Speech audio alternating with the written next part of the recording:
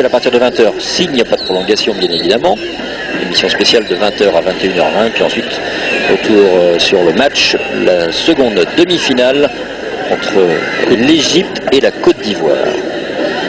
Remake de la dernière édition, mais remake de la finale. Ouais, deux superbes demi-finales, même si l'Angola était proche de l'exploit. Ouais. Rome. Ballon dégagé sur la tentative de remise de Luntala. Et on retrouve Dikaba. Abanda, Dikaba.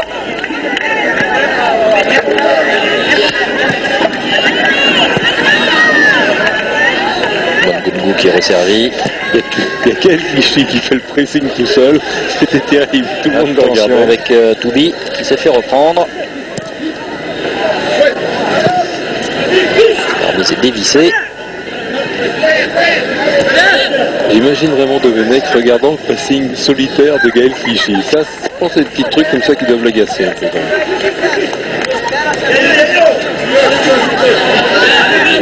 La solution, bien évidemment, c'est de le faire ensemble, hein, globalement. Bon, ça a peu de chances de réussir, un pressing solitaire. On approche du terme de la rencontre. Après, on finira bien évidemment rapidement retrouver le tennis féminin et l'Open Gaz de France avec Amélie Mauresmo.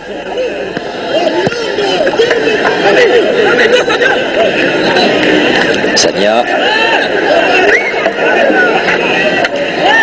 Rassurez-vous, hein, le match qui précède n'est pas encore terminé. On est dans le troisième set.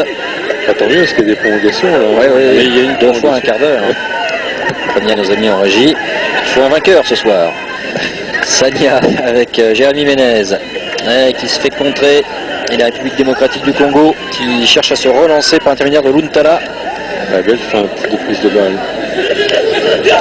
L'appel de Toubi. Lancé par Yenga. Pas mal sortie de Lloris, bien présent. Pas mal ce qui s'est passé parce qu'il n'a pas toujours pris intention vers lui, il était hors jeu. Il a attendu qu'il revienne derrière la ligne défensive pour pouvoir combiner avec lui.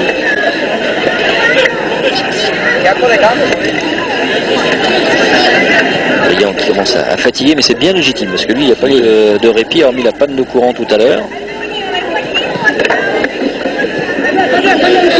C'est un joueur qui ne calcule pas ses efforts. Hein. Sur un terrain, il adore dévorer les espaces. C'est un remuant. Boumson en deux temps, parfait. Alou Diarra maintenant. Ouais. Sania, l'appel de Djibril Cissé dans un secteur qu'il aime bien. Ah, sur une touche, ça va plus vite dans le but adverse. La couverture était bonne. Elle était signée Mongungu.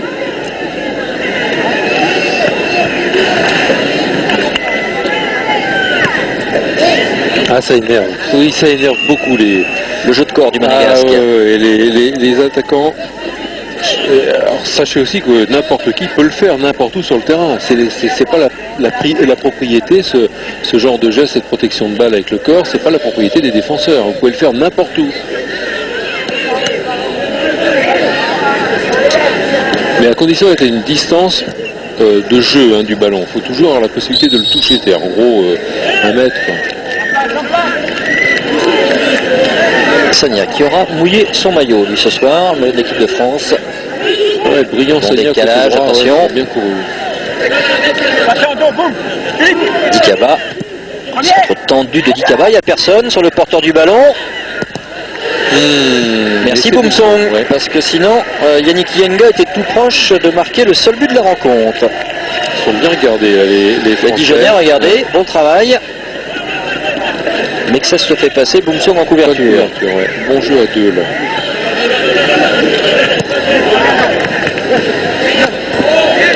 Le contre testé par Givet, Clichy maintenant.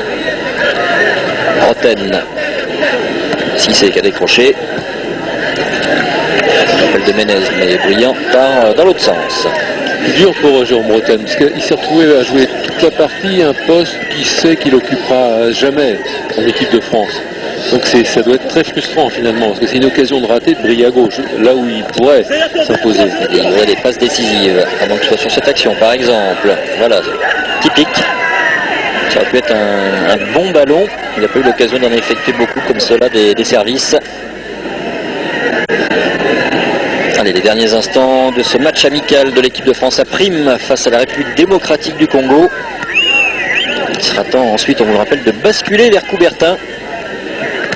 Et même tout était décalé, parce que même Clichy qui joue milieu gauche, c'est pas non plus là qu'il peut faire son trou. Givet arrière gauche non plus, c'est fini. Pour lui, c'est plus un central maintenant. Mexès a passé son temps à faire arrière central et arrière droit. Sagna, milieu ailier droit. C'est vrai que c'est une équipe qui s'est un petit peu, au fur et à mesure du match, c'est un peu disloquée, là, l'équipe de France, qui a perdu un peu ses repères de départ. Pas là pour distribuer les bons points, mais des gens effectivement comme Sagna, comme Boumsong, comme Alou Diarra et comme Briand ont été, voilà, on suppose, ce qu'attendait vraiment Raymond Domenech de cette soirée pour les A'. Steve Mandanda qui a eu un peu plus de boulot lui en première mi-temps, parce que Loris c'est très bien, mais il a quasiment rien eu à faire. A fait aussi son et Ménez aussi par intermittence. Mais peut-être un petit tour en dessous quand même. Samy. Non, c'est Mongungu, pardon, qui avait manqué cette relance. Yeng a contré.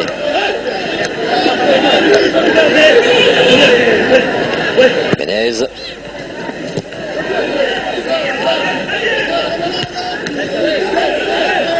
Luntala qui, non, c'est pas lui qui va récupérer ce ballon, pas tout de suite en tous les cas. Dans la profondeur, l'intervention de Givet. Diarra, c'est les tout derniers instants maintenant.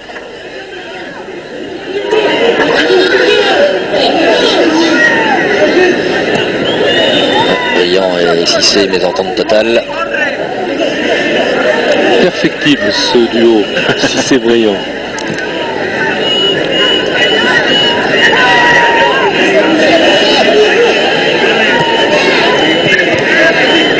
Contre de Diarra.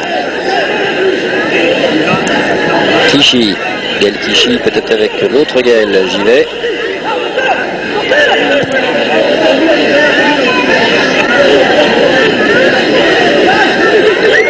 Diarra, est-ce qu'il va y avoir une dernière percée? Non, c'est complètement manqué.